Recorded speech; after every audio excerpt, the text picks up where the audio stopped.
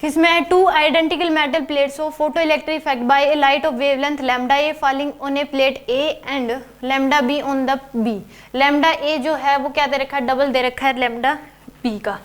यानी कि लैम्डा ए की वैल्यू 2 लैम्डा बी दे रखी है। मैक्सिमम काइनेटिक एनर्जी बतानी है, तो E इक्वल टू जो होगी वो क्या होती है H C by lambda. E equal to ये होगी एच सी बाय लैम्डा के।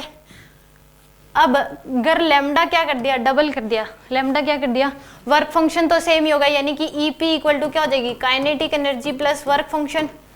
तो EP की जो वैल्यू है काइनेटिक एनर्जी ये 1 है, मान लो काइनेटिक एनर्जी 1 की वैल्यू क्या हो जाएगी, EP की वैल्यू एच सी बाय में 2 लैम्डा बी माइनस W, यही होगी काइनेटिक एनर्जी पहले केस में। और दूसरे केस में काइनेटिक एनर्जी सेकंड केस में वो कितनी हो जाएगी एच सी बाय में लैम्डा बी माइनस W। अब यहाँ से आप सोच रहे हो कि वेवलेंथ जो है वो डबल करिए तो काइनेटिक एनर्जी जो है वो हाफ हो जानी चाहिए, यानी कि इसको सोल्व करने पे ये आना चाहिए कि Ke1 जो है वो क्या हो जाएगी Ke2 का हाफ, ये होगी Ke1 जो है वो क्या हो जाएगी, क्योंकि वेवलेंथ डबल है 1 की तो काइनेटिक एनर्जी आधी हो जाएगी, तो यानी कि Ke1 जो होगी वो क्या हो जाएगी आधी हो जाएगी Ke2 का। तो यहाँ से रिलेशन जो है पहले देखते ही तो ए ऑप्शन आना चाहिए कि Ke2 Ke equal to Ke भी हो जाना चाहिए, बट ऐसा नहीं है, क्योंकि एग्जाम्पल के लिए सोचो वर्क फंक्शन सेम रखा है इसने। मान लो एक मेटल प्लेट थी,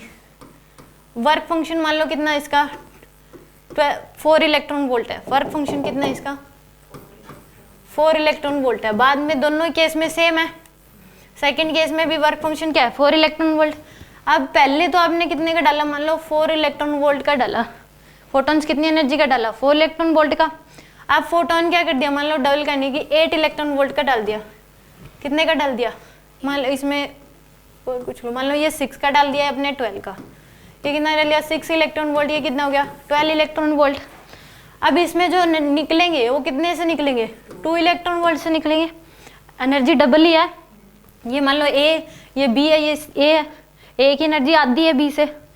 और इससे जो निकलेंगे वो कितनी एनर्जी के निकलेंगे फोटोन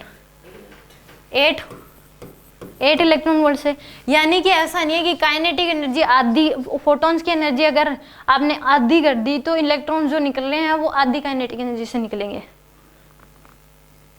समझ में आ गया, वर्क फंक्शन सेम है, वर्क फंक्शन भी इसमें क्या कर देता कि वर्क फंक्शन को भी चेंज कर देता,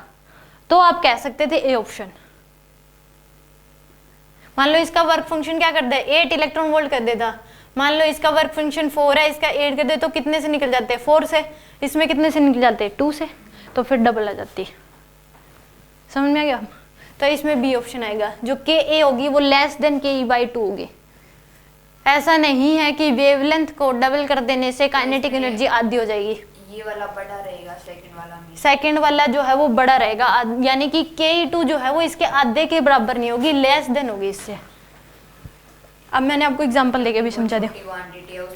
क्योंकि वर्क फंक्शन चेंज नहीं करा, वर्क फंक्शन भी चेंज कर देता तो आप ए ऑप्शन कह सकते थे कि वर्क फंक्शन भी डबल कर दिया,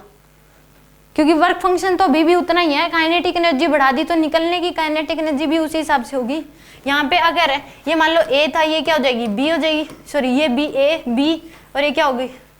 ये ए होगी, क्योंकि इसकी एनर्जी क्या है आधी है, ये ए है और ये क्या है बी है, तो जो बी है वो ज्यादा काइनेटिक एनर्जी से निकलेंगे, क्योंकि वर्क फंक्शन दोनों का, अगर इसका वर्क फंक्शन भी क्या कर देता डबल कर देता,